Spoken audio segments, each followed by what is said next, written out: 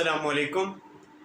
पाकिस्तान का balance of payment या current account हमेशा डेफिसिट में क्यों रहता है? हुकूमत पाकिस्तान को बैलेंस ऑफ पेमेंट को दुरुस्त करने के लिए क्या करना चाहिए? इन मौज़ूआत के साथ मैं हूँ आपका होस्ट इकबाल अरिफ नकवी और आप इकोनॉमिस्ट पॉइंट देख रहे हैं। नाजरीन, पाकिस्तान का करंट अकाउंट या बैलेंस ऑफ पेमेंट पाकिस्तान की 74 साल ज़िंदगी में सिवाय 4 साल के हमेशा डेफिसिट में रहा। इसमें पाकिस्तान की तारीख के खुशकिस्मत अदवार में पहला दौर अयूब खान का था, जब 60s में पाकिस्तान में ग्रीन रेवोल्यूशन आया तो उस वक्त पाकिस्तान का करंट अकाउंट सरप्लस में था।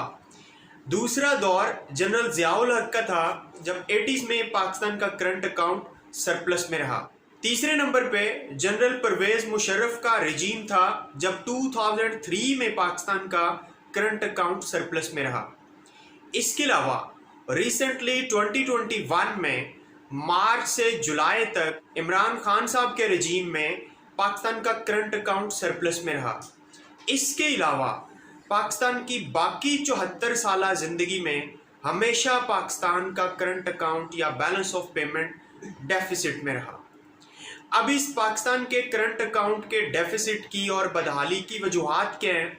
यूँ तो बहुत ज़्यादा वजूहात हैं, लेकिन इसमें जो सरे फहरिस्त हैं उनमें political instabilities, high rates of taxes and high rate of inflation, इसमें पॉपुलेशन का प्रेशर होना, poor infrastructure, low productivity, poverty, less investment, devaluation in currency और one of the top most reason is primary exports.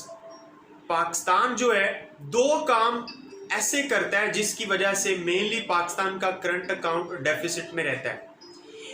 जब भी कोई नया finance minister आता है, वो पाकिस्तान में आते ही करेंसी को डिवैल्यू करता है। वो करेंसी को डिवैल्यू करता है इसलिए कि पाकिस्तान की करेंसी सस्ती होगी तो एक तो पाकिस्तान में इन्वेस्टमेंट आएगी, दूसरा पाकिस्तान की प्रोडक्ट सस्ती होने की वजह से एक्सपोर्ट्स बढ़ जाएंगी। तो करेंसी को डिवैल्यू करने के बावजूद पाकिस्तान की जो एक्सपोर्ट्स हैं वो नहीं बढ़ती। उसकी वजह यह है कि पाकिस्तान जो है वो प्राइमरी एक्सपोर्ट्स और रॉ मटेरियल को सेल करता है। जब प्राइमरी एक्सपोर्ट्स और रॉ मटेरियल को इंटरनेशनल मार्केट में सेल किया जाता है तो चूंकि दुनिया को रॉ मटेरियल खाम माल नहीं चाहिए बल्कि उनको काबिल इस्तेमाल अशिया चाहिए, तो वो सस्ती होने के बावजूद इंटरनेशनल मार्केट में कम सेल होती हैं और हमारी जो रिसीप्ट्स होती हैं वो भी कम होती हैं। और कंपैरेटिवली जब पाकिस्तान इंपोर्ट्स करता है तो तमाम उन चीज़ों की, उन अशिया की इंपोर्ट्स करता है जो कि फाइनल फिनिश्ड और एक्सपेंसिव प्रोडक्ट्स होती हैं, जिसमें ऑटोमोबाइल्स हैं, मोबाइल फ़ोन्स हैं, कंप्यूटर्स हैं, कैलकुलेटर्स हैं, केमिकल्स हैं, मेडिसिन्स हैं, ये सारी एक्सपेंसिव अशिया होती हैं। तो पाकिस्तान की जो रिसीप्ट्स हैं वो बहुत कम होती हैं और पाकिस्तान की पेमेंट्स जो हैं वो एक्सीड्स कर जाती हैं, जिसकी वजह से पाकिस्तान का करंट अकाउंट डेफिसिट में रहता है। अब सवाल ये पैदा होता है कि पाकिस्तान को करना क्या चाहिए?